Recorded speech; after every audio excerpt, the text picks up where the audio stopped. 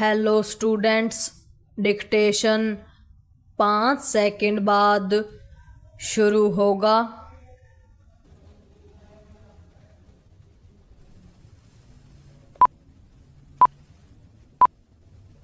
Start. Bhajpa नेतृत्व ने दिल्ली में मुख्यमंत्री के रूप में पहली बार की विधायक रेखा गुप्ता का चयन कर एक बार फिर चकित किया।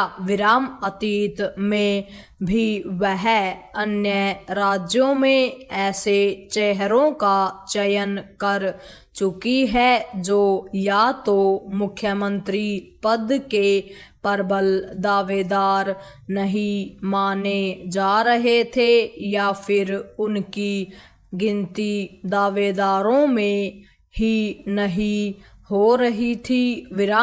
दिल्ली में मुख्यमंत्री पद के लिए रेखा गुप्ता का चयन यह बता रहा है कि भाजपा ने राजनीतिक दृष्टि से सभी समीकरणों को ध्यान में रखने के साथ ही एक महिला को आगे बढ़ाकर दिल्ली के साथ शेष देश की महिलाओं को भी संदेश दिया। वर्तमान में वह ममता बनर्जी के बाद देश की दूसरी महिला मुख्यमंत्री हैं। इसकी अनदेखी नहीं की जानी चाहिए कि पिछले कुछ समय में एक के बाद एक चुनावों में महिलाओं ने मतदान के मामले में पुरुषों को पछाड़ा है और वे एक महत्वपूर्ण वोट बैंक बन गई हैं।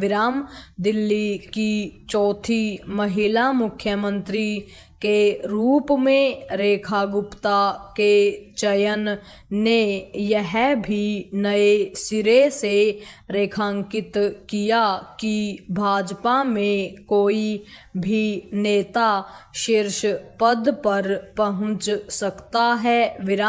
इस संदेश का इसलिए विशेष महत्व है क्योंकि अन्य राजनीतिक दल ऐसा कोई संदेश देने में नाकाम है। पैरा मुख्यमंत्री के रूप में रेखा गुप्ता की शपथ के साथ ही 27 वर्षों बाद दिल्ली में भी भाजपा की सरकार पदासीन हो गई।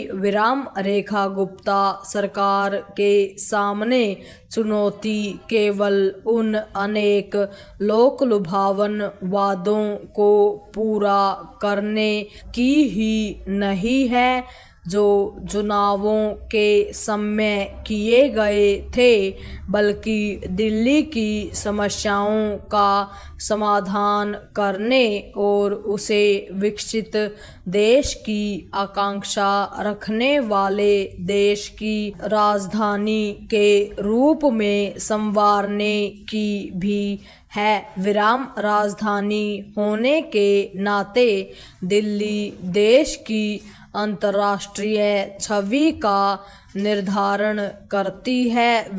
निसंदेह रेखा गुप्ता के पास संगठन का अनुभव है और उन्हें थोड़ा बहुत प्रशासनिक अनुभव भी है, लेकिन उनके समक्ष चुनौतियां कम नहीं। चुनौतियां इसलिए अधिक दिख रही हैं क्योंकि पिछले 10-12 वर्षों में दिल्ली अनेक गंभीर समस्याओं से घिरी है। राजधानी होने के बाद भी उसके कुछ इलाके अविकसित इलाकों जैसे हैं। यह अजीब है कि देश की राजधानी के कुछ क्षेत्रों में पाइपलाइन से पेयजल नहीं पहुंचता। दिल्ली का आधारभूत ढांचा तो चरमराया ही है, वह प्रदूषण ट्रैफिक जाम से भी ग्रस्त है विराम। दिल्ली में बहने वाली यमुना भी बुरी तरह प्रदूषित है विराम। दिल्ली की समस्याएं इसलिए और अधिक बढ़ी क्योंकि आम आदमी पार्टी की सरकार और केंद्र सरकार में हर बात पर झगड़ा होता रहा विराम।